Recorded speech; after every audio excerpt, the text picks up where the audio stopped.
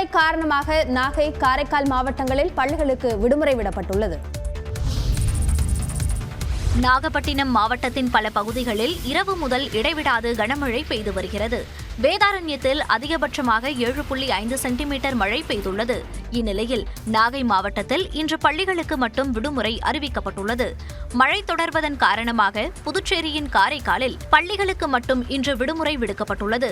தஞ்சாவூர் மாவட்டத்தின் பல பகுதிகளில் கனமழை தொடர்கிறது. அதனால் கனமழை பெய்யும் பகுதியில் விடுமுறை விடுவது குறித்து தலைமை ஆசிரியர்களை முடிவெடுக்கலாம் என அம்மாவட்ட ஆட்சித்தலைவர் பிரியங்கா பங்கஜம் தெரிவித்துள்ளார். இதனிடையே மயிலாடுதுறை, திருவாரூர், நாகை, தஞ்சை, புதுக்கோட்டை மாவட்டங்களில் இன்றும் நாளையும் கனமழை பெய்ய வாய்ப்புள்ளது. ராமநாதபுரம், தூத்துக்குடி, திருநெல்வேலி, கன்னியாகுமரி மாவட்டங்களிலும் 2 நாட்கள் கனமழை பெய்யக்கூடும் என கணிக்கப்பட்டுள்ளது. தஞ்சை மாவட்டம் பட்டுக்கோட்டை மற்றும் அதனை சுற்றியுள்ள பகுதிகளில் நேற்று காலை முதல் வெயில் அடித்த நிலையில் மாலை 6 மணிக்கு திடீரென பலத்த மழை பெய்தது. இதைத் தொடர்ந்து 2 மணி நேரம் பெய்த மழையால் பேருந்து நிலையம், மணிக்கூண்டு உள்ளிட்ட பல பகுதிகளில் நீர் தேங்கியது.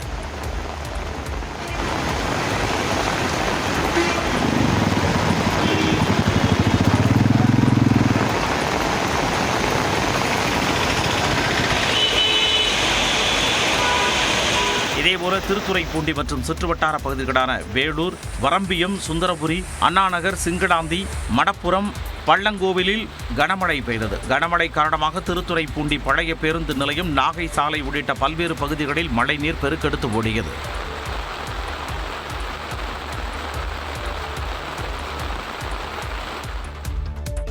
திருச்செந்தூர் கோயில் யானை, தெய்வானை, பாகன் உள்ளிட்ட இருவரை மிதித்துக் கொன்றது பக்தர்களிடையே அச்சத்தை ஏற்படுத்தியுள்ளது. திருச்செந்தூர் கோவில் யானை தெய்வானை மிதித்து பாகனும் அவரது உறவினரும் உயிரிழந்தனர். திருச்செந்தூர் சுப்பிரமணிய சுவாமி கோவிலில் தெய்வானை யானை வளர்க்கப்பட்டு வருகிறது. இந்த யானையை கன்னியாகுமரி மாவட்டம் கடியக்காவலையைச் சேர்ந்த பாகன் உதயகுமார் கவனித்து வந்தார். இந்த நிலையில் உதயகுமாரை காண அவரது உறவினரான ஓய்வு பெற்ற ராணுவ வீரர் சிசுபாலன் வந்துள்ளார். அப்போது சிசுபாலன் யானையின் அருகே நின்று செல்ஃபி எடுத்ததுடன் வரட்டுமா என்று யானையின் உடலில் தட்டியதாக கூறப்படுகிறது. இதனைத் தொடர்ந்து ஆக்ரோஷமடைந்த யானை பாகனின் உறவினரை தாக்கியது. அப்போது தடுக்க வந்த பாகனையும் யானை மிதித்துக் கொன்றதாக கூறப்படுகிறது. யானை மிதித்து 2 பேர் இறந்ததால் திருச்செந்தூர் கோவில் நடை 45 நிமிடம் சாத்தப்பட்டது. பின்னர் சாந்தி நிவர்த்தி பூஜைகள் செய்யப்பட்ட நிலையில் பக்தர்கள் மீண்டும் தரிசனத்திற்கு அனுமதிக்கப்பட்டனர். இந்த நிலையில் யானைக்கு மருத்துவ பரிசோதனை மேற்கொள்ளப்பட்ட நிலையில் பெண் யானை தெய்வானைக்கு மதம் பிடிக்க வாய்ப்பில்லை என வனத்துறை தகவல் தெரிவித்துள்ளது. கோவிலில் 3 நாட்கள் தங்கி யானைக்கு சிகிச்சை தரவும் வனத்துறை முடிவு செய்துள்ளது. திருச்செந்தூரில் இருவரை மிதித்துக் கொன்ற யானை தெய்வானை ஏற்கனவே மன அழுத்தத்தில் இருந்த தகவல் வெளியாகியுள்ளது. 17 வயதாகும் தெய்வானை அசாமைச் சேர்ந்தது. அதற்கு முதலில் வைக்கப்பட்ட பெயர் பிரீரோனா. திருச்சி சமயபுரத்தைச் சேர்ந்த சுகுமாரன் என்பவர் அசாமைச் சேர்ந்த லேலா போரா என்பவரிடம் இருந்து இந்த யானையை வாங்கியிருக்கிறார். அவரிடம் இருந்து 2006ஆம் ஆண்டு திருச்செந்தூர் கோவில் அறங்காவலர் குழு தலைவராக இருந்த தேவதாச சுந்தரம் விலை கொடுத்து வாங்கி திருச்செந்தூர் முருகன் கோவிலுக்கு வழங்கினார். அப்போதுதான் பிரீரோனா என்ற பெயர் தெய்வானை என்று மாற்றம் செய்யப்பட்டது. அப்போது தெய்வானைக்கு வயது 6. அதன்பின் திருச்செந்தூரில் இருந்து தெய்வானையை திருப்பரங்குன்ற முருகன் கோவிலுக்கு அனுப்பி வைத்தனர். அங்கு காவடி காளிதாஸ் என்பவரை தெய்வானை கொன்றதாக கூறப்படுகிறது. அதன்பின் மன அழுத்தத்தில் இருந்த தெய்வானையை திருச்சி எம்ஆர் பாளையம் யானைகள் பாதுகாப்பு மற்றும் மறுவாழ்வு முகாமிற்கு அனுப்பி வைக்கப்பட்டது. அங்கிருந்த போது சரண் என்பவரை தூக்கி வீசி தாக்கியதாக கூறப்படுகிறது. இதனால் மீண்டும் அசாமிற்கே அனுப்பி வைத்து விடும்படி அசாம் அரசு கேட்டது. முறையாக பராமரிக்கப்படும் என தமிழகம் சார்பில் உத்தரவாதம் அளிக்கப்பட்டதை அடுத்து தெய்வானை திருச்செந்தூர் கோயிலுக்கு மீண்டும் வந்துள்ளது.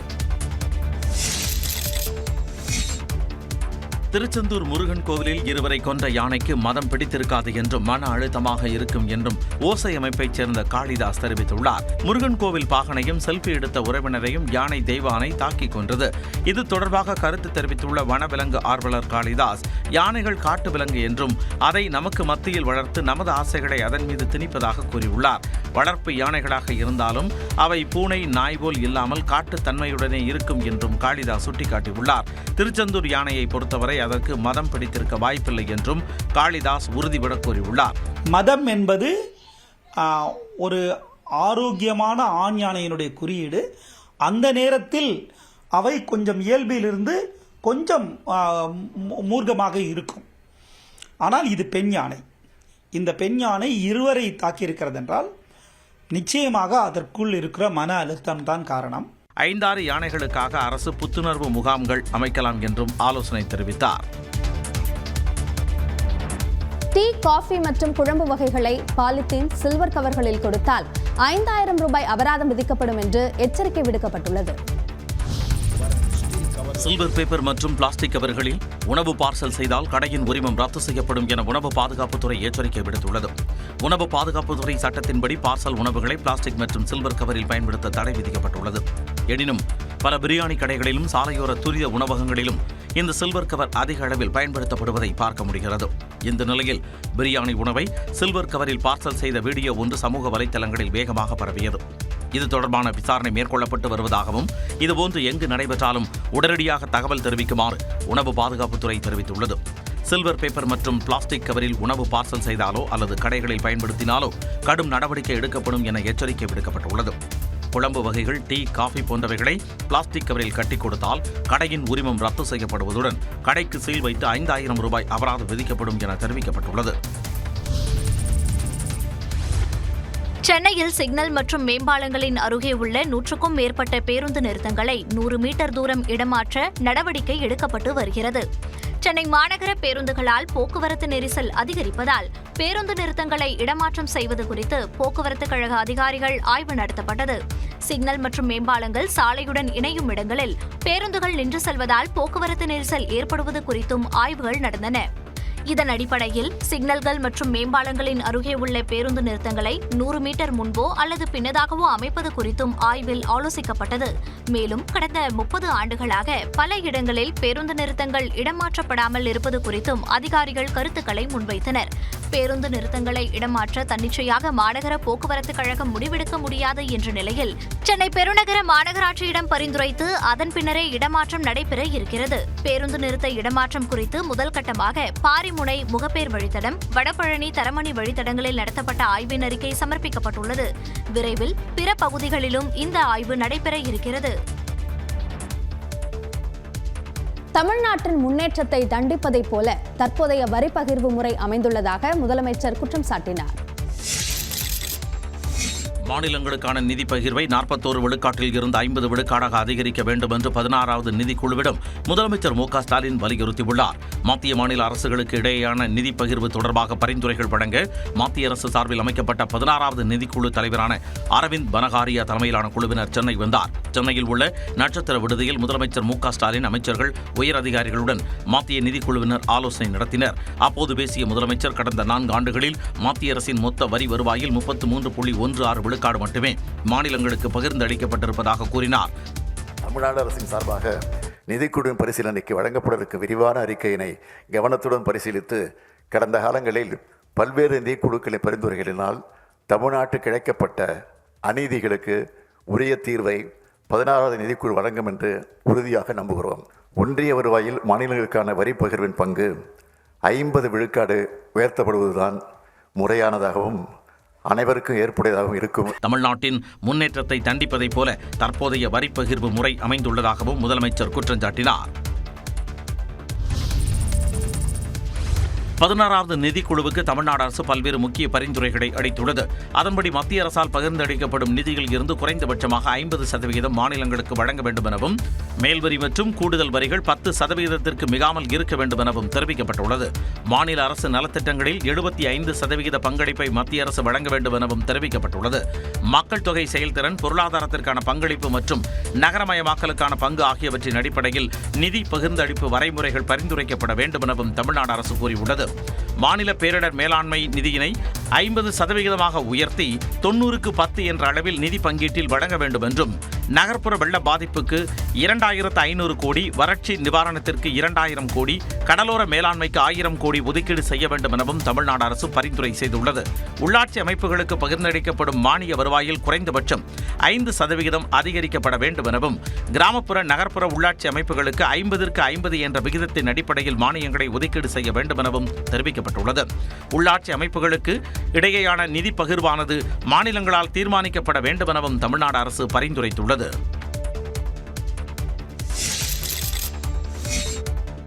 தமிழ்நாடு அரசு அதன் பரிந்துரைகளை காட்சிப்படுத்திய விதம் ஒரு மாஸ்டர் கிளாஸ் என்று 16வது நிதிக்குழு தலைவர் அரவிந்த் பனகாரியா பாராட்டு தெரிவித்துள்ளார். தமிழ்நாடு அரசுடனான ஆலோசனை கூட்டத்திற்கு பிறகு செய்தியாளர்களிடம் பேசிய அவர், இந்தியாவின் மொத்த உள்நாட்டு உற்பத்தியில் 8 விழுக்காடு பங்களிப்பை தமிழ்நாடு வழங்குவதாகவும் அதே அளவிலான நிதி பகிர்வை தமிழ்நாடு அரசு எதிர்பார்ப்பதாகவும் தெரிவித்தார். What is the contribution to the GDP of the state? Right? So if Tamil Nadu, let's say, accounts for 8% of the GDP of India, then its share based on that criterion will be 8%. இதுவரை 10 மாநிலங்களில் ஆலோசனை மேற்கொண்டதில் தமிழ்நாடு மட்டும்தான் தனிநபர் ஆண்டு வருமானம் மற்றும் வாங்கும் திறன் குறிப்பிட்டு பரிந்துரைகள் கோரியதாகவும் பனகாரியா தெரிவித்தார். நிதி பகிர்வு உயர்த்துவது குறித்த அனைத்து மாநிலங்களின் கருத்துக்களை கேட்ட பின்னர் முடிவு செய்யப்படும் எனவும் பனகாரியா தெரிவித்தார். மத்திய மாநில அரசுகளுக்கிடையே சம விகிதத்தில் வரிகள் அனைத்தும் பிரிக்கப்பட வேண்டும் என்று அதிமுக சார்பில் மத்திய அரசின் நிதிக்குழுவிடம் வலியுறுத்தப்பட்டது. கூட்டத்திற்கு பிறகு செய்தியாளர்களை சந்தித்த அதிமுக முன்னாள் அமைச்சர் ஜெயக்குமார், பேரிடர் காலங்களில் மாநிலங்களுக்கு தேவையான நிதியை மத்திய அரசு விடுவிக்க வேண்டும் என்று கூறினார். ஹாரிசான்டல் டெவல்யூஷன் பொறுத்தவரையில் அந்த 41% நமக்கு தராங்க இல்லையா, அதுலேயும் பார்த்தீங்கன்னா யானை பசிக்கு சோளப்பொரி, வடக்கில் பார்த்தீங்கன்னா உத்தரப்பிரதேசுக்கு 17% கொடுப்பாங்க. ஆனால் நம்ம தமிழ்நாடு பார்த்தா 4.7%. இது எப்படி ஒரு சமச்சீர் எடுத்துக்க முடியும், சமவிகிதம் எடுத்துக்க முடியும்? அப்போ வெண்ணெய் ஒரு கண்ணில் சுண்ணாம்பு ஒரு கண்ணில்ன்ற மாதிரி. முந்தைய 15வது நிதிக்குழுவின் பரிந்துரைகளை நிராகரிக்க வேண்டும் என்று இந்திய கம்யூனிஸ்ட் கட்சி சார்பில் வலியுறுத்தப்பட்டது. மக்கள் தொகை அடிப்படையில் தேவையின் அடிப்படையை செய்வதற்காக நிதி ஒதுக்கப்படுகிற வழிமுறையை மாற்றி அமைக்க வேண்டும் என்று கோரியிருக்கிறோம்.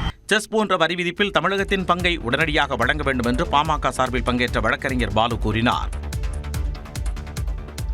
மணிப்பூர் பற்றி எரியும் நிலையில் 50 கம்பெனி மத்திய ஆயுதப்படை காவலர்கள் அங்கு அனுப்பப்படுகின்றனர்.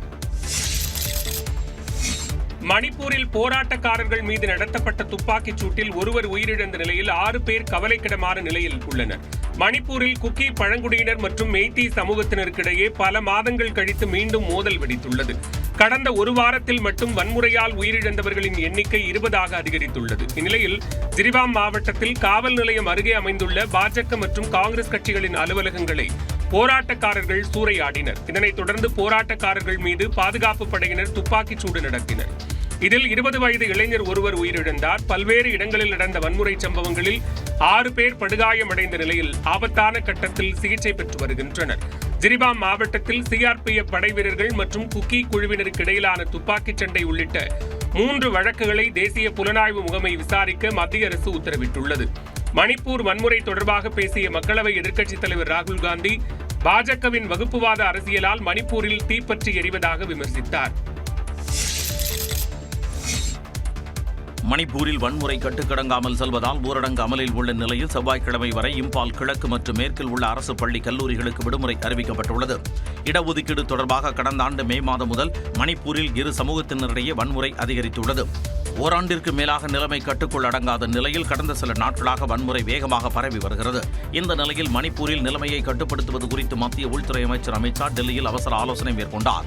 நிலைமையை கட்டுக்குள் கொண்டு வருவது குறித்து நடந்த ஆலோசனையில் 50 கம்பெனி மத்திய ஆயுதப்படை காவலர்கள் மணிப்பூருக்கு அனுப்பி வைக்க முடிவெடுக்கப்பட்டது. மணிப்பூரில் அமைதியை நிலைநாட்ட மத்திய படை வீரர்கள் மற்றும் மணிப்பூர் மாநில காவலர்கள் பணியை செய்யவும் மத்திய அமைச்சர் அமித் ஷா அதிகாரிகளுக்கு அறிவுறுத்தினார். டெல்லியில் காற்று மாசு மிகவும் மோசமான நிலையை கடந்துவிட்டதால் மிகவும் உச்சபட்ச கட்டுப்பாட்டான கிராப்-4 செயல் திட்டம் அமல்படுத்தப்பட்டது. இதன் மூலம் அத்தியாவசிய பொருட்களை எடுத்து வரும் மற்றும் சேவைகளுக்கான வாகனங்களை தவிர மற்ற சரக்கு வாகனங்கள் டெல்லிக்குள் நுழைய தடை விதிக்கப்பட்டுள்ளது. டெல்லிக்கு வெளியே பதிவு செய்யப்பட்ட மின்சார வாகனங்கள், சிஎன்ஜி, டீசல் வாகனங்களை தவிர மற்ற இலகுரக வர்த்தக வாகனங்கள் டெல்லிக்குள் நுழைய தடை விதிக்கப்பட்டுள்ளது. முன்னதாக 10 மற்றும் 12ஆம் வகுப்புகளை தவிர மற்ற அனைத்து வகுப்புகளுக்கும் ஆன்லைன் மூலம் மட்டுமே பாடம் நடத்தப்படும் என அறிவிக்கப்பட்டிருந்த நிலையில் உச்சநீதிமன்ற அறிவுறுத்தலை தொடர்ந்து 10 மற்றும் 12ஆம் வகுப்பு மாணவர்களுக்கும் இன்று முதல் ஆன்லைனில் வகுப்புகள் நடத்தப்படும் என்று டெல்லி அரசு அறிவித்தது. ஆனால் மாணவர்களுக்கு ஆன்லைன் வகுப்புகளை நடத்த ஆசிரியர்கள் பள்ளிகளுக்கு வருமாறு நிர்வாகம் வற்புறுத்துவதாக பள்ளி ஆசிரியர்கள் சங்கம் குற்றம் சாட்டியது. இதனிடையே டெல்லி பல்கலைக்கழகம் நவம்பர் 23ஆம் தேதி சனிக்கிழமை வரை ஆன்லைனில் வகுப்புகளை நடத்துவதாகவும் நவம்பர் 25ஆம் தேதி உடற்கல்வி வகுப்புகளை மீண்டும் தொடங்குவதாகவும் அறிவித்துள்ளது. அடுத்த 3 முதல் 4 நாட்களுக்கு வட இந்தியாவின் பல்வேறு பகுதிகளில் அடர்த்தியான மூடுபனி ஏற்படும் என இந்திய வானிலை ஆய்வு மையம் கணித்துள்ளது. இதனால் டெல்லியில் தற்போதைய நிலை மேலும் தீவிரமடையலாம் என்று கூறப்படும் நிலையில் முகக்கவசம் அணிய அறிவுறுத்தப்பட்டுள்ளது. இந்நிலையில் குழந்தைகள், முதியவர்கள் காற்று மாசுபாட்டால் மிகவும் பாதிக்கப்படக்கூடியவர்களாக இருப்பதாகவும், கர்ப்பிணிகளுக்கு ஏற்படும் பாதிப்பால் குறைப்பிரசவம் மற்றும் குழந்தைகளின் எடை குறைந்த பிறப்புக்கு வழிவகுக்கும் என்றும் டெல்லி ராம் மனோகர் லோகியா மருத்துவமனையின் மருத்துவர் கவலை தெரிவித்தார். So pregnancy, it can have disastrous effect. It can lead to premature babies, premature deliveries. It can lead to low birth weight in the babies. These are the main disastrous effects it can have on pregnant ladies. டெல்லியில் சுவாசிப்பதால் ஏற்படும் பாதிப்பு என்பது ஒரு நாளைக்கு ஒருவர் 30 சிகரெட்டுகளை புகைப்பதற்கு சமம் என்று ஆய்வாளர்கள் சுட்டிக்காட்டுகின்றனர். இதனால் சுவாச கோளாறு, கண் எரிச்சல், மூச்சு திணறல் உள்ளிட்ட பிரச்சனைகளால் பொதுமக்கள் அவதியடைகின்றனர். டெல்லியில் காற்று மாசு குறைவதற்கான கிராப் 4 செயல் திட்டத்தின் கீழ் எடுக்கப்பட்டுள்ள கடுமையான நடவடிக்கைகளை முன் அனுமதியின்றி குறைக்கக்கூடாது என்று உச்சநீதிமன்றம் திட்டவட்டமாக தெரிவித்துள்ளது. காற்று மாசு குறித்த வழக்கு நீதிபதிகள் அபய் ஓகா, அகஸ்டின் ஜார்ஜ் ஆகியோர் அடங்கிய அமர்வு முன் விசாரணைக்கு வந்தது. அப்போது டெல்லி காற்று மாசு குறித்த வழக்கு விசாரணையின் போது புதிய கட்டுப்பாடுகள் முறையாக செயல்படுத்தப்படுகிறதா என்று நீதிபதிகள் கேள்வி எழுப்பினர். இதற்கு பதிலளித்த அரசு வழக்கறிஞர் நேற்று முதல் கிராப் 4 செயல் திட்டம் அமல்படுத்தப்பட்டதாக கூறினார். அப்போது காற்று மாசு 450 எட்டிய போது ஏன் உடனடியாக கிராப் 4 நிலையை அமல்படுத்தவில்லை என்றும் 24 மணி நேரம் காத்திருந்தது ஏன் என்றும் காற்று மாசு மேலாண்மை ஆணையத்திற்கு நீதிபதிகள் கேள்வி எழுப்பினர். காற்று மாசு தரக்குறியீடு 450ற்கு கீழ் குறைந்தாலும் கிராப் 4 நிலையை உச்சநீதிமன்ற உத்தரவின்றி நீக்கக்கூடாது என்றும் கூறினர். இந்த விவகாரத்தில் விவசாய கழிவுகள் எரிப்பு தொடர்பான தரவுகளுக்கு இஸ்ரோவையும் இணைக்க நீதிபதிகள் உத்தரவிட்டனர். டெல்லி, ஹரியானா, உத்தரப்பிரதேச மாநிலங்கள், இஸ்ரோ, மத்திய காற்று தர கட்டுப்பாட்டு மேலாண்மை ஆணையம் ஆகியவை பிரமாண பத்திரம் தாக்கல் செய்ய உத்தரவிட்டு விசாரணை ஒத்திவைக்கப்பட்டது. அதிமுகவுடன் கூட்டணி என வரும் செய்திகள் அடிப்படை ஆதாரமற்றவை என தவேக தெரிவித்துள்ளது. அதிமுகவுடன் கூட்டணி அமைப்பதாக வெளியாகக்கூடிய செய்தி முற்றிலும் தவறானது என்று தமிழக வெற்றிக் கழகம் விளக்கம் அளித்துள்ளது. தமிழக வெற்றிக் கழகத்தின் பொதுச் செயலாளர் ஆனந்த் வெளியிட்டக்கூடிய அறிக்கையில், விஜயின் வழிகாட்டுதல் படி 2026 சட்டமன்ற தேர்தலில் பெரும்பான்மை பலத்துடன் வெற்றி பெற்று ஆட்சி அமைப்பதற்கான அனைத்து வியூகங்களையும் வகுத்து தேர்தலை சந்திக்க தயாராகி வருவதாக தெரிவிக்கப்பட்டுள்ளது. சட்டமன்ற தேர்தலில் ஆட்சி மாற்றத்திற்கான முதன்மை சக்தியாக தமிழ்நாட்டு மக்களின் ஏகோபித்த வரவேற்பையும் ஆதரவையும் பெற்று தமிழக வெற்றிக் கழகம் அடைந்து வரக்கூடிய எழுச்சியை மடைமாற்றம் செய்யக்கூடிய உள்நோக்கத்தோடு அடிப்படை ஆதாரமற்ற செய்திகள் பரப்பப்படுவதாக குற்றம் சாட்டப்பட்டுள்ளது. அதிமுகவுடன் தமிழக வெற்றிக் கழகம் கூட்டணி என்று தொடர்பு படுத்தி நாளிதழ் ஒன்று உண்மைக்கு முற்றிலும் புறம்பான தகவலை கொண்டு செய்தி வெளியிட்டிருப்பதாகவும், இந்த செய்தி முற்றிலும் தவறானது என்றும் அடிப்படை ஆதாரமற்றது என்றும் தெரிவிக்கப்பட்டுள்ளது. தமிழக வெற்றிக் கழகத்தை தொடர்பு படுத்தி பரப்பப்படக்கூடிய இதுபோன்ற பொய் செய்திகளை தமிழக மக்கள் புறக்கணித்து விடுவார்கள் என்றும், பெரும்பான்மை வென்று தமிழ்நாட்டு மக்களின் நலனுக்கான நல்லரசை அமைப்பதே தமிழக வெற்றிக் கழகத்தின் குறிக்கோள் என்றும் ஆனந்த் தெரிவித்துள்ளார். மற்ற கட்சிகள் குறித்தும் அவர்கள் கூட்டணி குறித்தும் தன்னிடம் கேட்க வேண்டாம் என்று நாம் தமிழர் கட்சி ஒருங்கிணைப்பாளர் சீமான் தெரிவித்துள்ளார்.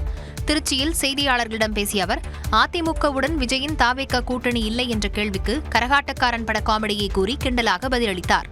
அதை நீங்க என்னட்ட கேட்கணும், என்ன செய்யணும்? அவர் அவரோட போறாரு, இவர் இவரோட போறாரு அப்படின்னா, இந்த காரை அன்னைக்கு அவன் வச்சிருந்தா கரகாட்டத்தில் வரல, இப்ப யார் வச்சிருக்காங்கிறதெல்லாம் அந்த நகைச்சுவையெல்லாம் நான் செஞ்சுக்கிட்டு இருக்க தயாராக. திமுகவும் பாஜகவும் நேரடியான கூட்டணியில் இருப்பதாகவும் சீமான் விமர்சித்தார். நீங்க அம்மையார் ஜெயலலிதாவுக்கு வெளியிட்டீங்க கூட்டணியில் இருக்கும்போது, ஆனா பாரதிய ஜனதா வரல. கூட்டணியில் இருக்கும்போதே வரல. நாங்க கூட்டணியில் இல்லை, ஆனால் எங்களுக்காக ராஜ்நாத் சிங் வந்து வெளியிடுறாங்க, அந்த அரசே வெளியிடுது எங்க அப்பாவுக்கு காசு அப்படின்னு. இதுல இருந்து தெரிஞ்சுக்கங்க, கூட்டணி வைத்திருந்தும் வரல பிஜேபி, கூட்டணி வைக்காமலே வருது திமுகவுக்கு. கூட்டணி என்பது தற்கொலைக்கு சமமானது எனவும் 2026 தேர்தலிலும் தனித்துதான் போட்டி எனவும் சீமான் தெரிவித்தார். தெலுங்கு மக்கள் பற்றி அவதூறாக பேசிய வழக்கில் சென்னை எழும்பூர் நீதிமன்றத்தில் பிணை கோரி நடிகை கஸ்தூரி மனு தாக்கல் செய்துள்ளார். சென்னையில் நடைபெற்ற போராட்டத்தின் போது தெலுங்கு பேசும் மக்கள் குறித்து இழிவான கருத்துக்களை நடிகை கஸ்தூரி தெரிவித்தார். இது தொடர்பாக 4 பிரிவுகளில் வழக்கு பதிவு செய்த தனிப்படை காவலர்கள் ஹைதராபாத்தில் பதுங்கியிருந்த நடிகை கஸ்தூரியை கைது செய்து சென்னை அழைத்து வந்தனர்.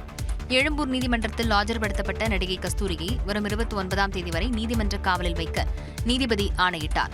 இந்நிலையில் தனக்கு பிணை வழங்கக் கோரி நடிகை கஸ்தூரி தரப்பில் வழக்கறிஞர் பிரபாகரன் மனு தாக்கல் செய்தார். புழல் சிறையில் அடைக்கப்பட்டுள்ள நடிகை கஸ்தூரிக்கு 644 798 என்ற விசாரணை கைதிக்கான எண் கொடுக்கப்பட்டுள்ளது. தெலுங்கு மக்கள் குறித்து அவதூறாக பேசியதாக வழக்கு பதிவு செய்யப்பட்ட நிலையில் ஹைதராபாத்தில் பதுங்கியிருந்த கஸ்தூரியை தனிப்படை காவல்துறையினர் சனிக்கிழமை கைது செய்தனர். இந்நிலையில் சிறையில் அவரை சந்தித்த பிறகு செய்தியாளர்களிடம் பேசிய வழக்கறிஞர் பிரபாகரன் சம்மன் அளிக்கப்படாமல் கஸ்தூரி கைது செய்யப்பட்டுள்ளார் என்றார். இப்போ எஃப்ஐஆர் போட்டது 5/11. இது வந்து சம்மனை கொடுத்து என்கொயரி கொடுத்து 41 இயர் நோட்டீஸ் கொடுத்தாலே அவங்க கம்ப்ளைண்ட் பண்ண போகிறாங்க. இவங்களுக்கு அந்த நோட்டீஸ் கையில் வரல. போலீஸ் வந்து இவங்க நோட்டீஸை ரிசீவ் பண்ணிவிட்டு இவங்க வராமல் இருக்காங்கன்றதுக்காக இவங்களை இன்வெஸ்டிகேஷனாக கூப்பிட போயிருக்காங்க ஹைதராபாத்தில் வச்சு அவங்கள அரெஸ்ட் பண்ணியிருக்காங்க. அதுவும் ரெசிடென்ஸை தான் வச்சு அரெஸ்ட் பண்ணியிருக்காங்க. யாரும் தலைமறைவாக இருக்கவங்க வந்து வீட்டில் இருக்க மாட்டாங்களே சார். அறை எண் 10 அடைக்கப்பட்டுள்ள கஸ்தூரி அவரது மகனிடம் பேச கோரிக்கை விடுத்துள்ளதாகவும் அதற்கு அனுமதி வழங்கப்படும் என சிறை அதிகாரிகள் தெரிவித்ததாகவும் பிரபாகரன் கூறினார்.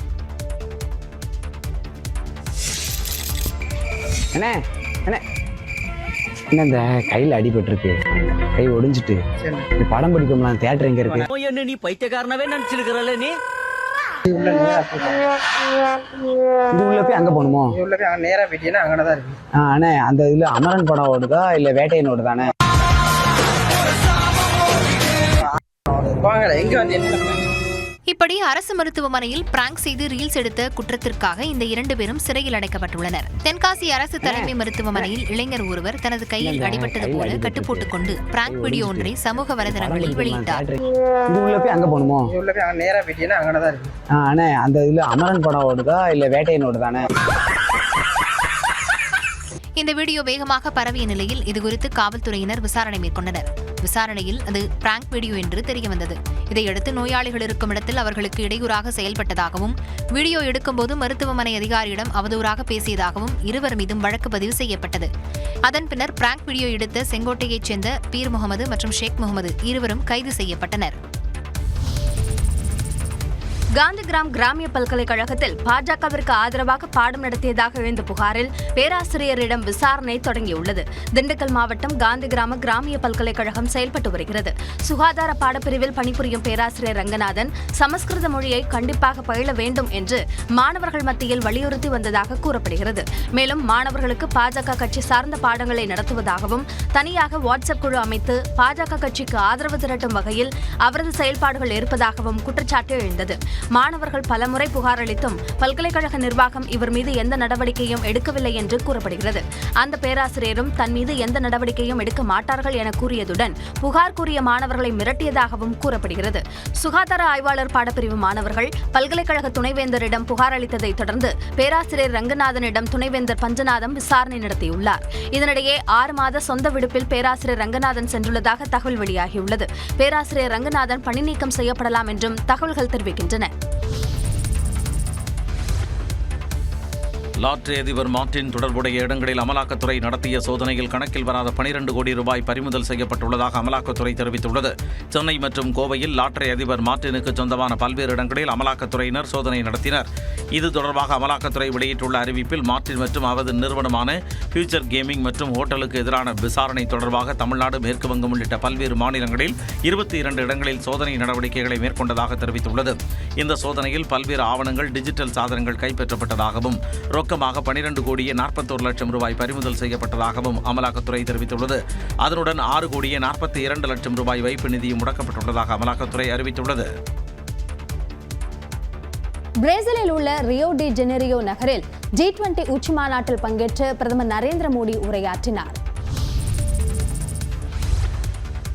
இந்தியாவில் வறுமையின் பிடியில் இருந்து 25 கோடி பேரை எப்படி மீட்டெடுத்தோம் என்பது குறித்து G20 உச்சி மாநாட்டில் பேசியதாக பிரதமர் மோடி தெரிவித்துள்ளார். பிரேசிலில் உள்ள ரியோ டி ஜெனீரோ நகரில் G20 உச்சி மாநாடு நடைபெற்றது. இதில் பசி மற்றும் வறுமை ஒழிப்பு குறித்த நிகழ்வில் பிரதமர் மோடி உரையாற்றினார். அது குறித்து தனது எக்ஸ் பக்கத்தில் பதிவிட்டுள்ள அவர், இந்தியாவில் பசியை போக்குவதற்கு 80 கோடி பேருக்கு ரேஷன் மூலம் இலவச பொருட்கள் வழங்கப்படுவதை மேற்கோள் காட்டியதாக குறிப்பிட்டுள்ளார். மேலும் ஏழைகள் மற்றும் முதியோருக்கு குறைந்த விலையில் தரமான மருத்துவ வசதி கிடைக்க மேற்கொள்ளப்பட்ட நடவடிக்கை குறித்தும் G20 மாநாட்டில் எடுத்துரைத்ததாக பிரதமர் மோடி தனது எக்ஸ் பக்கத்தில் பதிவிட்டுள்ளார். இந்நிலையில் G20 உச்சி மாநாட்டில் அமெரிக்க அதிபர் ஜோ பைடனை சந்தித்த பிரதமர் மோடி அவரை சந்திப்பது எப்பொழுதும் மகிழ்ச்சியான தருணம் என்று குறிப்பிட்டுள்ளார்.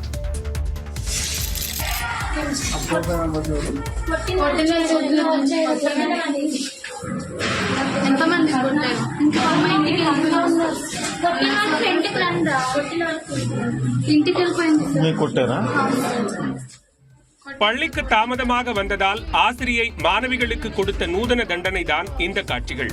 ஆந்திர மாநிலம் அல்லூரி சீதாராமராஜு மாவட்டத்தில் கஸ்தூரிபா காந்தி பெண்கள் உண்டு உறைவிட மேல்நிலைப் பள்ளி செயல்பட்டு வருகிறது.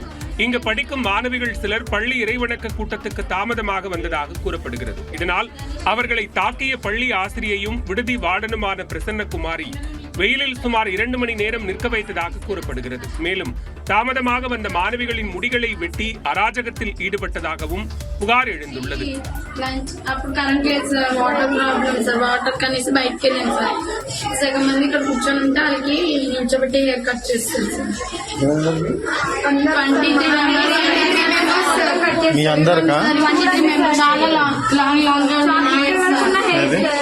இதனிடையே விடுதியில் ஏற்பட்ட தண்ணீர் பிரச்சினை காரணமாக பள்ளிக்கு தாமதமாக சென்றதாக மாணவிகள் தரப்பில் விளக்கம் தரப்பட்டுள்ளது. மகாராஷ்டிராவில் 288 சட்டப்பேரவை தொகுதிகளுக்கு நாளை ஒரே கட்டமாக வாக்குப்பதிவு நடைபெறுகிறது.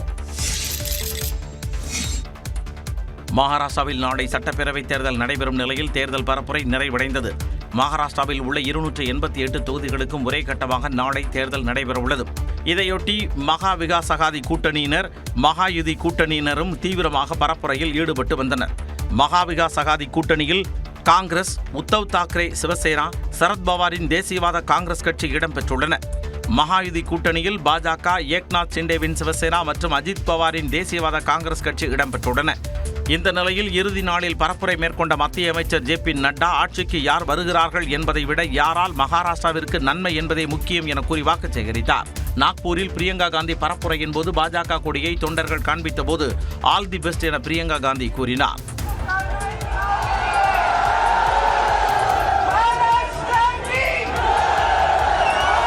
ஜார்க்கண்டிலும் மீதமுள்ள 38 தொகுதிகளுக்கு 2வது கட்டமாக நாளை தேர்தல் நடைபெறவுள்ள நிலையில் பரப்புரை ஓய்ந்தது. 2 மாநிலங்களிலும் பதிவான வாக்குகளும் வயநாடு உள்ளிட்ட தொகுதிகளில் நடைபெற்ற இடைத்தேர்தலில் பதிவான வாக்குகளும் சனிக்கிழமை எண்ணப்படுகின்றன.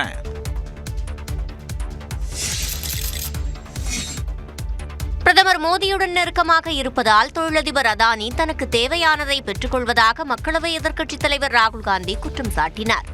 மும்பையில் செய்தியாளர்களிடம் பேசிய அவர், மகாராஷ்டிரா மாநில சட்டப்பேரவை தேர்தல் 2 சித்தாந்தங்களுக்கு இடையிலான போர் என்றும் சில பணக்காரர்களுக்கும் ஏழைகளுக்கும் இடையிலான மோதல் என்றும் தெரிவித்தார்.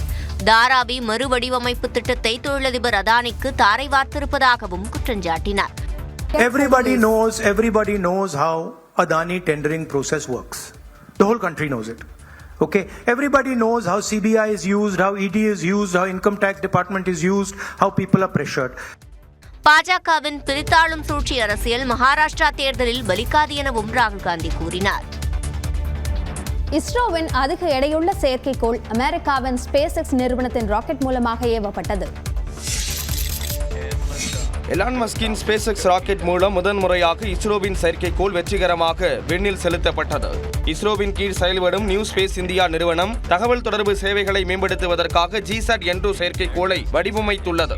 4700 கிலோ எடையில் தயாரிக்கப்பட்டுள்ள இந்த அதிநவீன செயற்கைக்கோள் எலான் மஸ்கின் ஸ்பேஸ் எக்ஸ் நிறுவனத்தின் ஃபால்கன் 9 ராக்கெட் மூலம் அமெரிக்காவில் உள்ள கேப் கேனவே ஏவுதளத்தில் இருந்து வெற்றிகரமாக விண்ணில் ஏவப்பட்டது. Ignition and lift off. Go Falcon, go GSAT-20.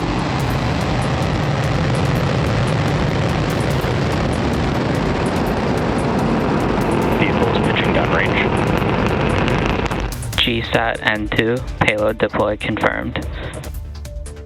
இந்த செயற்கைக்கோள் மூலம் இந்தியாவின் வடகிழக்கு மாநிலங்கள் உட்பட அனைத்து இடங்களிலும் அதிவேக இணைய சேவைகள் கிடைக்கும் என்று கூறப்பட்டுள்ளது. வர்த்தக ரீதியாக விண்ணில் ஏவப்பட்டுள்ள GSAT 92 செயற்கைக்கோளின் ஆயுட்காலம் 14 ஆண்டுகளாகும். இஸ்ரோவின் ராக்கெட் மூலம் அதிகபட்சமாக 4100 கிலோ எடை கொண்ட செயற்கைக்கோள்களை மட்டும் விண்ணில் செலுத்த முடியும் என்பதால் ஸ்பேஸ் எக்ஸ் நிறுவனம் மூலம் GSAT N2 செயற்கைக்கோள் விண்ணில் செலுத்தப்பட்டது குறிப்பிடத்தக்கது. இலங்கையின் பிரதமராக டாக்டர் ஹரணி அமரசூரிய மீண்டும் பதவியேற்றுக் கொண்டார். හරිනි අමරසූරිය වන මම අධ්‍යාපන උසස් අධ්‍යාපන සහ වෘත්තීය අධ්‍යාපන අමාත්‍ය ධූරෙහි කාර්ය සහ කර්තව්‍ය ශ්‍රී ලංකා ප්‍රජාතාන්ත්‍රික සමාජවාදී ජනරජයේ 2025 நாடாளுமன்ற உறுப்பினர்களை தேர்வு செய்வதற்கான தேர்தல் அண்மையில் நடந்து முடிந்தது. இந்த தேர்தலில் தேசிய மக்கள் சக்தியின் கூட்டணி 159 இடங்களில் வெற்றி பெற்று வரலாறு படைத்தது. இந்த நிலையில் இலங்கையின் புதிய பிரதமர் பிரதமராக ஏற்கனவே கடந்த செப்டம்பர் 24 நியமிக்கப்பட்ட டாக்டர் ஹரணி அமரசூரிய தொடர்வார் என்று அறிவிக்கப்பட்டது. இலங்கை நாடாளுமன்றத்தில் நடந்த பதவியேற்பு விழாவில் டாக்டர் ஹரணி பிரதமராக பதவியேற்றுக் கொண்டார்.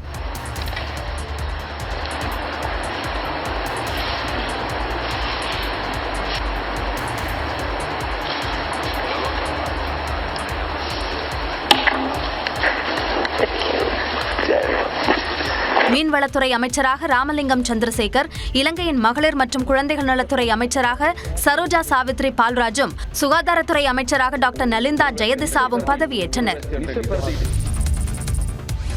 ஈரானின் அணுசக்தி திட்டங்களில் குறிப்பிட்ட பகுதியை இஸ்ரேல் தாக்கியதாக அந்நாட்டு பிரதமர் நெதன்யாகு ஒப்புக்கொண்டார். ஈரானின் ஆதரவு பெற்ற ஹிஸ்புல்லா அமைப்பின் தலைவரை இஸ்ரேல் கொண்டதால் இரு நாடுகளுக்கிடையே மோதல் போக்கு ஏற்பட்டது. கடந்த மாதம் 1ஆம் தேதி இஸ்ரேல் மீது சுமார் 180 ஏவுகணைகளை ஏவி ஈரான் தாக்குதல் தொடுத்தது. இதற்கு பதிலடியாக கடந்த மாதம் 26ஆம் தேதி ஈரான் மீது இஸ்ரேல் கண்மூடித்தனமான தாக்குதல் நடத்தியது. இந்நிலையில் இஸ்ரேல் நாடாளுமன்றமான கனஸ்டில் பேசிய நாட்டு பிரதமர் நெதன்யாகு ஈரானின் அணுசக்தி திட்டங்களில் குறிப்பிட்ட பகுதி தாக்கப்பட்டதாக கூறினார். இதில் மறைப்பதற்கு எதுவும் இல்லை என்று கூறிய அவர் இத்தாக்குதலால் ஈரானின் பாதுகாப்பு மற்றும் ஆயுத உற்பத்தி பாதிக்கப்பட்டதாகவும் தெரிவித்தார்.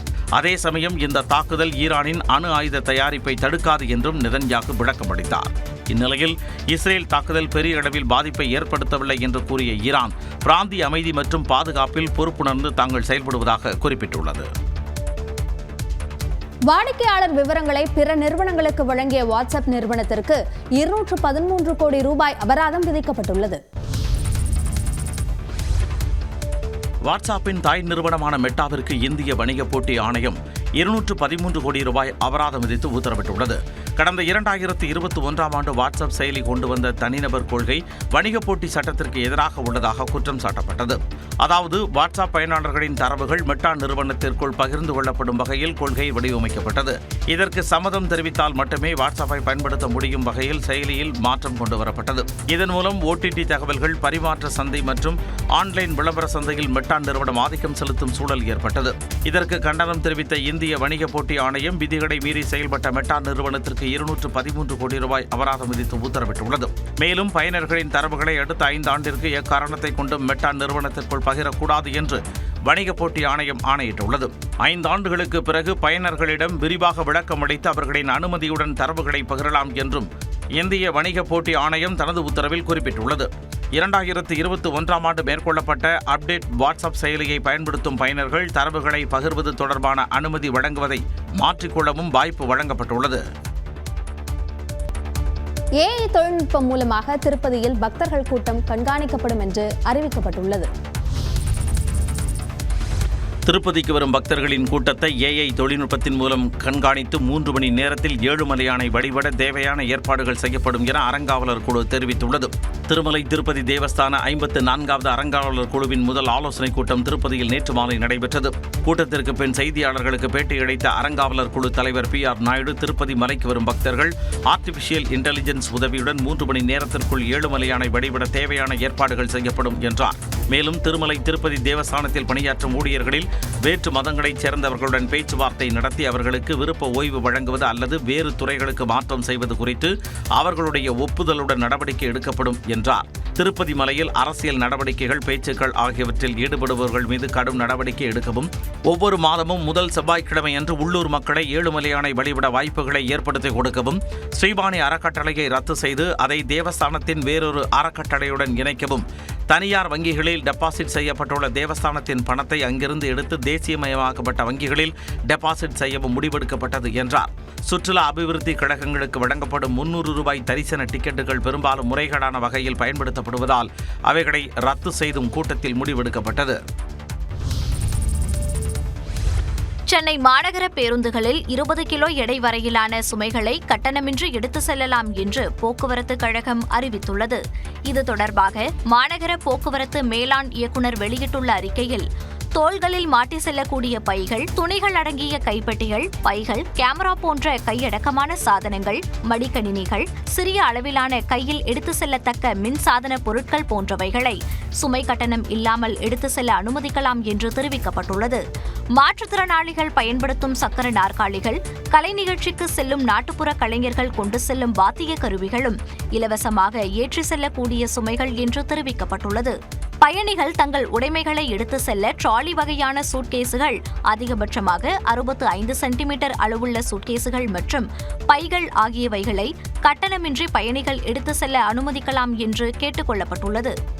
ஒரு பயணி சொந்த உபயோகத்திற்கான 20 கிலோ எடையுள்ள பொருட்களை கட்டணமின்றி எடுத்து செல்ல அனுமதிக்கலாம் என்றும், 65 சென்டிமீட்டர் அளவுக்கு மேல் உள்ள ட்ராலி வகையான சூட்கேசுகள் மற்றும் பெரிய பைகள் 20 கிலோவுக்கு மேல் எடையுள்ள சுமைகளுக்கு ஒரு பயணிக்கான பயண கட்டணம் வசூலிக்கப்பட வேண்டும் என்றும் மேலாண் இயக்குநர் அறிவுறுத்தியுள்ளார்.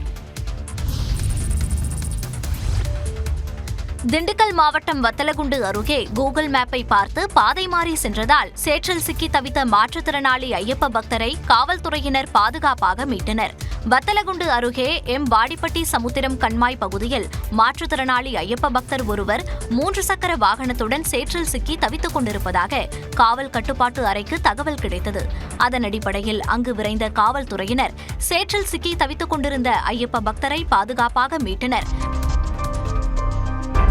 விசாரணையில் அந்த நபர் கர்நாடக மாநிலம் மங்களூரை சேர்ந்த பரசுராமர் என்பது தெரியவந்தது. மேலும் தனது 3 சக்கர வாகனத்தில் சபரிமலை சென்றுவிட்டு தனியாக ஊருக்கு புறப்பட்டார். இவர் கூகுள் மேப் பார்த்தபடி வத்தலகுண்டு வழியாக சென்றபோது இரவில் வழி தவறி வாடிப்பட்டி கண்மாய் அருகே அவரது வாகனம் சேற்றில் சிக்கியது.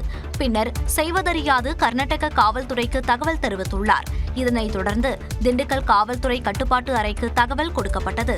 இதனையடுத்து காவல்துறையினர் நள்ளிரவு 2 மணிக்கு ஐயப்ப பக்தரை மீட்டு உணவு வழங்கி ஆசுவாசப்படுத்திய பிறகு சொந்த ஊருக்கு அனுப்பி வைத்தனர். தஞ்சாவூர் பெரிய கோயிலில் பெருவுடையாருக்கு 1008 சங்குகளில் அபிஷேகம் செய்யப்பட்டது. கார்த்திகை மாதம் திங்கட்கிழமை தோறும் சிவாலயங்களில் சோமவார வழிபாடு நடைபெறும். அந்த வகையில் தஞ்சாவூர் பெரிய கோயிலில் பெருவுடையாருக்கு 1008 சங்குகளில் புனித நீர் வைத்து சிறப்பு யாகசாலை பூஜை நடைபெற்றது.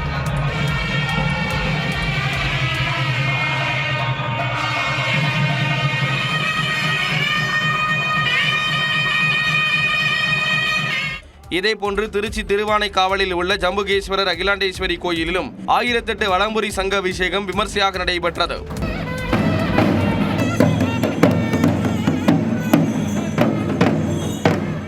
மயிலாடுதுறை மாவட்டம் சீர்காழி அடுத்த திருவெண்காடு ஸ்வேதாரண்யேஸ்வரர் சுவாமி கோயிலில் சங்க அபிஷேகம் நடைபெற்றது.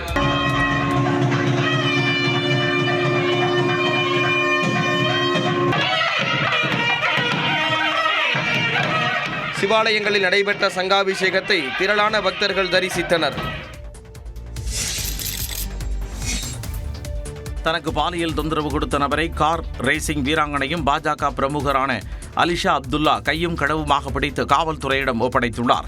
சென்னையைச் சேர்ந்த அலிஷா அப்துல்லா சிறுவயதில் இருந்தே பைக் மற்றும் கார் ரேசிங்கில் ஆர்வம் கொண்டவர். சில திரைப்படங்களில் நடித்த இவர் கடந்த 2022ஆம் ஆண்டு முதல் பாஜகவில் இணைந்தார். அலிஷாவை செல்போன் மூலம் தொடர்பு கொண்ட நபர் ஆபாச மெசேஜ்களை அனுப்பி வந்துள்ளார். தனது அறைக்கு வருமாறும் தனக்கு மசாஜ் செய்யுமாறும் அழைப்பு விடுத்து தொடர்ந்து குறுஞ்செய்திகளை அனுப்பியிருக்கிறார். கிழக்கு கடற்கரை சாலையில் ஒரு ஹோட்டலில் தங்கியிருந்த அலிஷா அந்த நபரை கையும் களவுமாக பிடிக்க திட்டமிட்டு காவல்துறைக்கும் ஹோட்டல் ஊழியர்களுக்கும் தகவல் கொடுத்துவிட்டு காத்திருந்துள்ளார்.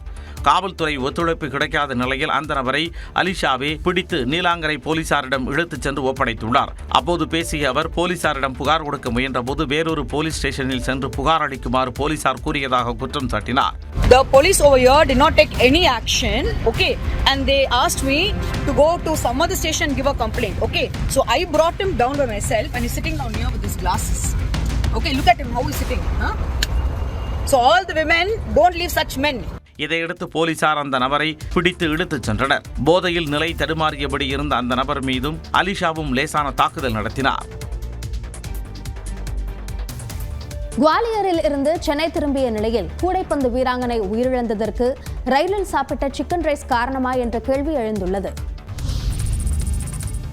ரயிலில் சிக்கன் ரைஸ் வாங்கி சாப்பிட்ட நிலையில் கோவையைச் சேர்ந்த பள்ளி மாணவி சென்னை ரயிலில் உயிரிழந்த சம்பவம் அதிர்ச்சியை ஏற்படுத்தியுள்ளது. கோவையைச் சேர்ந்த 15 வயது பள்ளி மாணவி எலினா லாரட் பள்ளிகளுக்கு இடையிலான கூடைப்பந்து போட்டியில் கலந்து கொள்வதற்காக மத்திய பிரதேச மாநிலம் குவாலியருக்கு சென்றுள்ளார்.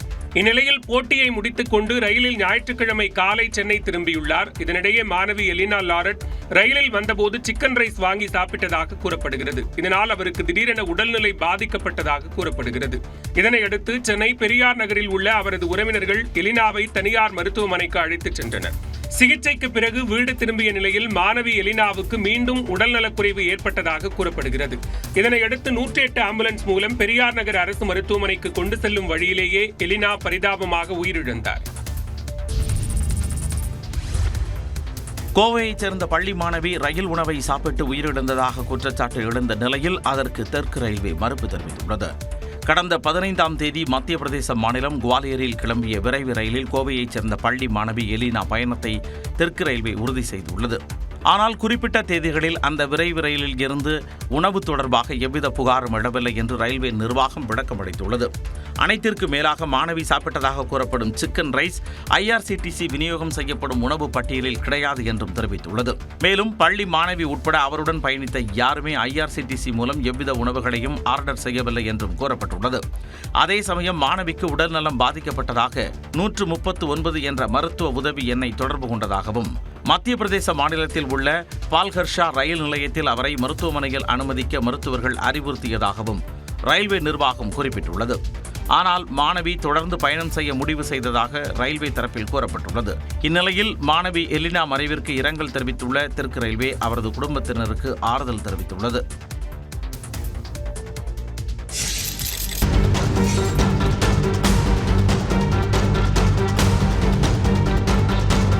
கோவில்பட்டியில் முன்னாள் ராணுவ வீரர் மது போதையில் காரை அதிவேகத்தில் இயக்கி விபத்தை ஏற்படுத்தினார். தூத்துக்குடி மாவட்டம் வடக்கு செமபுதூர் பகுதியைச் சேர்ந்த முன்னாள் ராணுவ வீரர் சூரிய நாராயணன் கோவில்பட்டியிலிருந்து தனது காரில் ஊருக்கு சென்றுள்ளார். மது போதையில் காரை இயக்கிய சூரிய நாராயணன் திட்டங்குளம் பகுதியில் கட்டுப்பாட்டை இழந்து முன்னால் சென்ற கார் மீது மோதி விபத்தை ஏற்படுத்தினார்.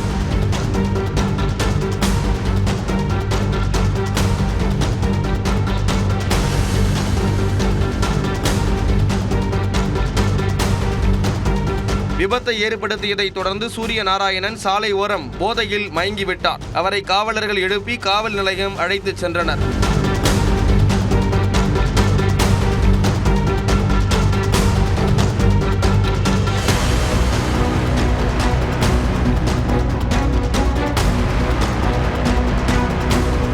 இந்த விபத்தில் இரு கார்களும் சேதமடைந்த நிலையில் யாருக்கும் காயம் ஏற்படவில்லை.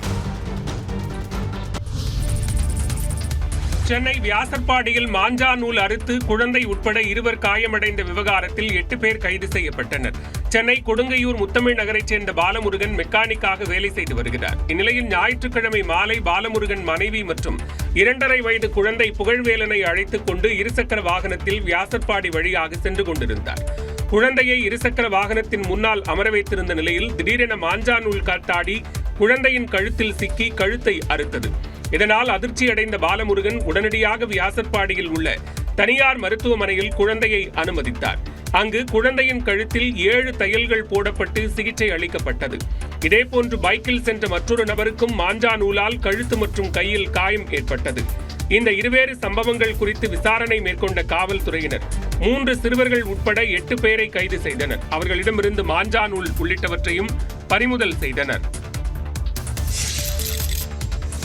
ஈரோட்டில் அடியாட்களுடன் வீடு புகுந்து தாக்கிய அரசு பள்ளி தலைமை ஆசிரியர் மீது பெண் ஆசிரியை SP அலுவலகத்தில் புகார் அளித்துள்ளார். ஈரோடு மாவட்டம் கோபிச்செட்டிப்பாளையத்தை அடுத்துள்ள நாகர்பாளையத்தைச் சேர்ந்த பிரபா என்பவர் வண்ணான்துறைப்புதூர் ஊராட்சி ஒன்றிய துவக்கப்பள்ளியில் ஆசிரியையாக பணியாற்றி வருகிறார். இந்நிலையில் பெரியார் வீதியில் செயல்பட்டு வரும் அரசு பள்ளியின் தலைமை ஆசிரியரும் தமிழ்நாடு தொடக்கப்பள்ளி ஆசிரியர் சங்கத்தின் மாநில பொதுச் செயலாளருமான முத்துராமசாமியிடம் ஆசிரியை பிரதிபா தனது வீட்டை அடமானம் வைத்து 15 லட்சம் ரூபாய் கடன் பெற்றதாக கூறப்படுகிறது. இதனிடையே வாங்கிய கடனை வட்டியுடன் முழுமையாக செலுத்திய போதும் வீட்டை முத்துராமசாமி அபகரிக்க முயற்சிப்பதாக SP அலுவலகத்தில் ஆசிரியை பிரபா புகார் அளித்திருந்தார். இதனால் ஆத்திரமடைந்த தலைமை ஆசிரியர் முத்துராமசாமி 50க்கும் மேற்பட்ட அடியாட்களுடன் ஆசிரியை பிரபா வீட்டிற்கு சென்று அவரது மகள் மற்றும் தாயாரை தாக்கியதோடு வீட்டில் இருந்த பொருட்களையும் எடுத்துச் சென்றுள்ளார். இதனை வீடியோ காட்சிகளுடன் கோபிச்செட்டிப்பாளையம் காவல் நிலையத்தில் ஆசிரியை பிரபா புகார் அளித்துள்ளார். வீடு காலி பண்ணணும்னு சொல்லிட்டேங்க சார். நான் இல்லை, என் புள்ள எங்கள் அம்மா எல்லாருமே இருந்தாங்க. என் புள்ள வாலிப புள்ள, அவளுக்கு வயசு 22. கையை பிடிச்சி ஒடிச்சு முறுக்கி அடித்து கொடுமைப்படுத்தி எங்கள் அம்மாவை அடித்து, வயசானவங்க அவங்க 65 வயசு அடிச்சுங்க. வீட்டுக்குள்ள பொருள் அத்தனையும் சூறையாடி ஒரு 100 பேர் கொண்ட கும்பலை கூட்டிட்டு வந்துட்டாருங்க. இதனைத் தொடர்ந்து தலைமை ஆசிரியர் முத்துராமசாமி மீது வன்கொடுமை தடுப்புச் சட்டம் உள்ளிட்ட 9 பிரிவுகளின் கீழ் வழக்கு பதிவு செய்யப்பட்டது. இதற்கிடையில் காவல்துறையினர் முத்துராமசாமியை கைது செய்யாமல் காலம் தாழ்த்தி வருவதாக ஈரோடு SP அலுவலகத்தில் ஆசிரியை பிரபா மீண்டும் புகார் அளித்துள்ளார். சென்னையில் நடந்த 71வது கூட்டுறவு வார விழாவில் வேர்கள், விழுதுகள், சிறகுகள் ஆகிய 3 திட்டங்களை துணை முதலமைச்சர் உதயநிதி ஸ்டாலின் தொடங்கி வைத்தார். கலைவாணர் அரங்கில் நடைபெற்ற நிகழ்ச்சியில் 180 மகளிர் சுய உதவி குழுக்களைச் சேர்ந்த 2160 பேருக்கு 10.92 கோடி ரூபாய் மதிப்பில் வங்கிக் கடன் இணைப்புகள் உள்ளிட்ட நலத்திட்ட உதவிகளை வழங்கினார். மேலும் பூங்கா நகர் கூட்டுறவு மொத்த விற்பனை பண்டக சாலையின் சிறு பொருள் அங்காடிகளையும் திறந்து வைத்து துணை முதலமைச்சர் உதயநிதி பார்வையிட்டார்.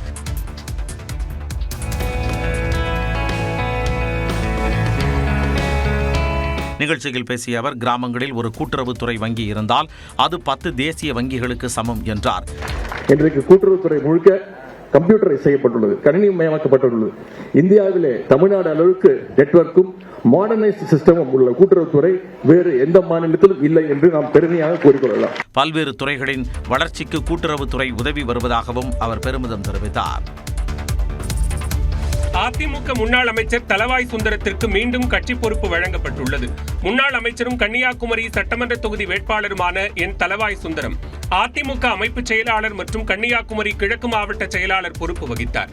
கடந்த அக்டோபர் 8ஆம் தேதி கன்னியாகுமரி மாவட்டம் ஈசாந்தி மங்கலத்தில் நடைபெற்ற RSS ஊர்வலத்தை தளவாய் சுந்தரம் தொடங்கி வைத்தார். பாஜகவுடன் கூட்டணி இல்லை என அதிமுக தலைமை தொடர்ந்து தெரிவித்து வந்த சூழலில் RSS ஊர்வலத்தை தளவாய் சுந்தரம் தொடங்கி வைத்தது பேசுபொருளானது. அதனைத் தொடர்ந்து மாவட்ட செயலாளர் பொறுப்பிலிருந்தும் அதிமுக அமைப்பு செயலாளர் பொறுப்பிலிருந்தும் அதிரடியாக நீக்கப்பட்டார். இந்நிலையில் தளவாய் சுந்தரத்திற்கு மீண்டும் கட்சி பொறுப்பு வழங்கி எடப்பாடி பழனிசாமி உத்தரவிட்டுள்ளார். இது தொடர்பாக அவர் வெளியிட்டுள்ள அறிக்கையில் RSS நிகழ்ச்சியில் பங்கேற்றது தொடர்பாக வருத்தம் தெரிவித்து கட்சி தலைமைக்கு விளக்கம் அளித்ததாக குறிப்பிட்டுள்ளார். அதனை ஏற்று அதிமுக அமைப்பு செயலாளர் மற்றும் கன்னியாகுமரி கிழக்கு மாவட்ட செயலாளர் பொறுப்பில் நியமிக்கப்படுவதாகவும் தெரிவித்துள்ளார். அதிமுகவினர் தளவாய் சுந்தரத்திற்கு முழு ஒத்துழைப்பு நல்கிடுமாறும் எடப்பாடி பழனிசாமி கேட்டுக் கொண்டுள்ளார். கொரோனா தடுப்பூசி போடாமல் கொரோனாவால் பாதிக்கப்பட்டவர்களுக்கே அதிகமாக மாரடைப்பு வருவதாக மூத்த விஞ்ஞானி சௌமியா சுவாமிநாதன் தெரிவித்துள்ளார். சென்னை கிண்டியில் உள்ள அண்ணா பல்கலைக்கழக வளாகத்தில் நடைபெற்ற நிகழ்ச்சி ஒன்றில் கலந்து கொண்டு பேசிய அவர், கொரோனா காலத்தில் அதிகளவு ஆன்டிபயோட்டிக் மருந்துகளை பயன்படுத்தியதால் பலருக்கு கரும்பூஞ்சை நோய் ஏற்பட்டதாக தெரிவித்தார். தொடர்ந்து செய்தியாளர்களிடம் பேசிய அவர், கொரோனா தடுப்பூசி போடாமல் கோவிட் தொற்றால் பாதிக்கப்பட்டவர்களுக்கு அதிக அளவில் மாரடைப்பு வந்துள்ளதாகவும் கூறினார்.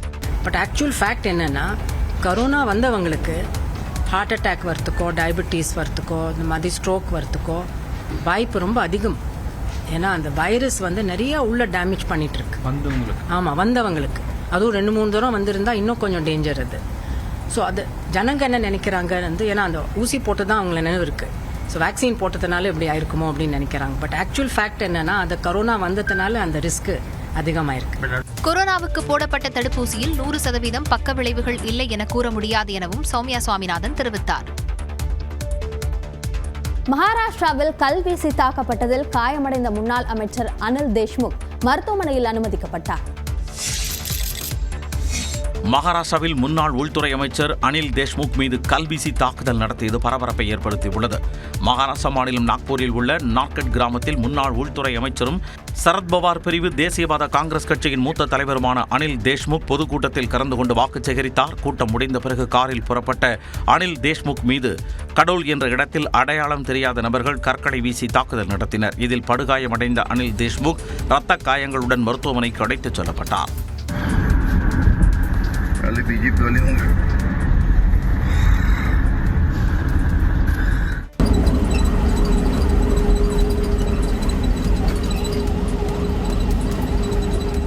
இந்நிலையில் நிகழ்விடத்தில் கூடிய தேஷ்முக் ஆதரவாளர்கள் தாக்குதல் நடத்தியவர்கள் மீது உரிய நடவடிக்கை எடுக்க கோரி போராட்டத்தில் ஈடுபட்டனர்.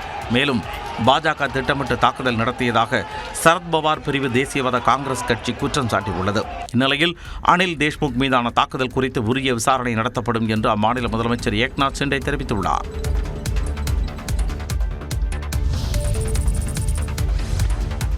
மகாராஷ்டிரா, ஜார்க்கண்ட் மற்றும் இடைத்தேர்தல்கள் நடைபெறும் 14 மாநிலங்களில் இருந்து ஒட்டுமொத்தமாக 1000 கோடி ரூபாய் மதிப்பிலான ரொக்கம், மதுபானம் உள்ளிட்டவை பறிமுதல் செய்யப்பட்டதாக தேர்தல் ஆணையம் தெரிவித்துள்ளது. தேர்தல் நடத்தை விதிகள் அமலில் உள்ள மகாராஷ்டிரா, ஜார்க்கண்ட் மற்றும் இடைத்தேர்தல் நடைபெறும் 14 மாநிலங்களில் கைப்பற்றப்பட்ட பணம், பரிசு பொருட்கள் குறித்த விவரங்களை தேர்தல் ஆணையம் வெளியிட்டுள்ளது. அதில் அதிகபட்சமாக மகாராஷ்டிராவில் 153 கோடியே 48 லட்சம் ரூபாய் ரொக்கம், 282 கோடியே 49 லட்சம் ரூபாய் மதிப்பிலான விலை உயர்ந்த ஆபரணங்கள் உட்பட 660 கோடியே 18 லட்சம் ரூபாய் மதிப்பிலான பொருட்கள் கைப்பற்றப்பட்டதாக குறிப்பிடப்பட்டுள்ளது. இதேபோன்று ஜார்க்கண்ட் மாநிலத்தில் 14 கோடியே 84 லட்சம் ரூபாய் ரொக்கம், 152 கோடியே 22 லட்சம் ரூபாய் மதிப்பில் இலவசமாக வழங்கப்படவிருந்த பொருட்கள் உட்பட 198 கோடியே 12 லட்சம் ரூபாய் மதிப்பிலான பொருட்கள் பறிமுதல் செய்யப்பட்டதாக தேர்தல் ஆணையம் தெரிவித்துள்ளது. கடந்த 2019 ஆண்டு சட்டமன்ற தேர்தலுடன் ஒப்பிடுகையில் ஒட்டுமொத்தமாக மகாராஷ்டிரா மற்றும் ஜார்க்கண்டில் பறிமுதல் செய்யப்பட்ட பொருட்களின் மதிப்பு 7 மடங்கு அதிகம் என்று தேர்தல் ஆணையம் கூறியுள்ளது. குறிப்பாக மகாராஷ்டிராவில் உள்ள அனைத்து மாவட்டங்களிலும் கைப்பற்றப்பட்ட பொருட்களின் மதிப்பு புதிய உச்சம் என்றும் இந்திய தேர்தல் ஆணையம் தெரிவித்துள்ளது.